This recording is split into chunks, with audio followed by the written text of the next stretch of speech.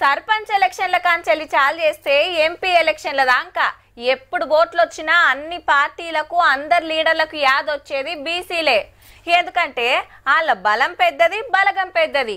బీసీలు ఎవ్వలకు జై కొడితే వాళ్ళకే పదవి. గందుకే ఎలక్షన్ల యాళ్ళ వాళ్ళ మీద రమ్ముల కమానం ప్రేమలోకి పోస్తారబ్బా. ఇక ఓట్లు పడ్డాక ఓడమల్లయ్య బోడమల్లన్న కథే వెనకటి కంచెల్లి. మరి ఇట్లా ఎన్నేళ్ళు బలగం పెద్దగున్నోళ్లకు పదవులు కూడా ఎక్కువనే రావాలని సర్కారోళ్ళు తిప్పలు పడి ఎన్నో చేస్తే ఆఖరికి హైకోర్టు స్టే ఇచ్చే. మరి దీనికి కారణం ఏందోగినా తెలుసుకోవాలి కదా. ఓ దిక్కు ఇయాల్టి సంధి నామినేషన్లే చేస్తుంటే ఎలక్షన్ లాగే పరిస్థితి ఎందుకు వచ్చిందో జరం తెనకపోతే అర్థమవుతుంది. హామీ ఇచ్చినట్టే కులగణన వేసి అసెంబ్లీలో తీర్మానం పెడితే అన్ని పార్టీల సపోర్ట్ తోటి ఏకగ్రీవంగా ఓకే అయ్యింది. అది అమల్లోకి రావాలంటే సెంటర్ వాళ్ళు కూడా ఆమోదించాలి. కానీ అది పెండింగ్ పెడితే మా బీసీలకు అన్యాయం చేయొద్దు, ఎమ్మటే ఓకే చేయాలని సీఎం సారు మంత్రులు బీసీ సంఘాల లీడర్లు పోయి ఢిల్లీలో ధర్నా చేసినా ఫాయిదా కాలే.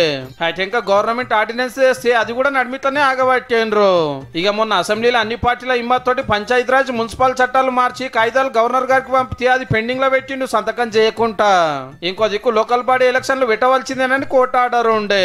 అగో గందుకే రిజర్వేషన్ల లిమిట్ ఎత్తేసి బీసీలకు న్యాయం చేయబోతే కొందరు రెడ్డి లీడర్లు కోర్టుకు ఓవర్తోటి ఇట్లాగింది.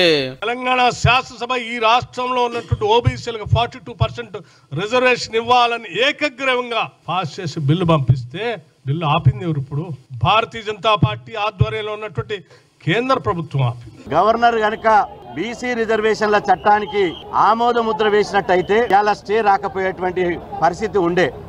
కానీ ఇలా స్టే వచ్చిందంటే కేవలం కారణం అది కేంద్ర ప్రభుత్వమే. రాష్ట్ర ప్రభుత్వం చేసినటువంటి ఏ ప్రయత్నాన్ని కూడా కేంద్ర ప్రభుత్వం పరిగణలోకి తీసుకోలేదు. మా బలగం పెద్దది, మాకు రాజకీయ పదవులలో అన్యాయం అవుతుంది, మా వాదన కూడా ఇనుండ్రని బీసీ సంఘాలు బీసీ మేధావులు బొచ్చడి మంది ఇంప్లీడ్ కేసు వేసిండ్రు. కానీ బీఆర్ఎస్ బీజేపీ అసలే ముంగటికి రాలే. అసెంబ్లీలు హిమ్మత్ ఇచ్చిన వాళ్ళు హైకోర్టు కాడ ఎందుకు వెనకపోయిరు అనేది అందరు అడుగుతున్న క్వశ్చన్. మీరేమో 50% దాటకూడదని క్యాప్ చేసింది టీఆర్ఎస్ పార్టీ. మేము బిల్ పాస్ చేసి పంపిస్తేనే బిల్ యాక్ట్ గా కాకుండా ఆపింది Bharatiya Janata. BJP BRS party లోపాయికార ఒప్పందాలు ఉండి ఈ రిజర్వేషన్ 80% అడ్డుకోవాలనే కుతంత్రంతోనే పార్టీ నుంచి ఒక్క నాయకుడు కూడా ఇంప్లీడ్ కాలే. అందుకే ఈ నాయకులు చరిత్రలో బీసీ ద్రోహులుగా మిగులుతారు. బీసీ బిల్లు పాస్ చేయరని సెంటర్ వాళ్ళనో సంతకం పెట్టురని గవర్నర్ గారినో ఈ రెండు పార్టీలు ఒక్కపారి కూడా గెలవలేదు, ఒక్క మాట కూడా అడగలేదు.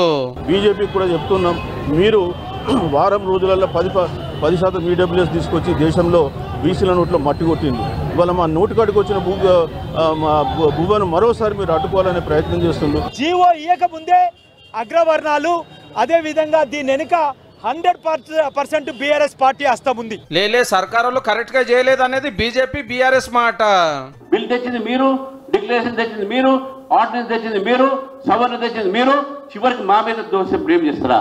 మేము జడ్జి గారు ఇన్ఫ్లుయెన్స్ చేసినామా? జడ్జి గారు చట్టం ప్రకారం చేయాల్సిందే కదా. చట్టంలో లేదు ఎక్కడ చట్టం ఏదైంది జీవితం ఎట్లయితుంది? చట్టం ఉన్నా కూడా సుప్రీంకోర్టు లోబడి లేదు. ఇది ఎవల ముచ్చట ఎట్లున్నా ఎన్నో ఏండ్ల తర్వాత బీసీలకు ఇంత పెద్ద ఫాయిదా జరుగుతుంటే నోటికాడ బుక్కనైతే ఎత్తగొట్టినట్టు అయ్యింది.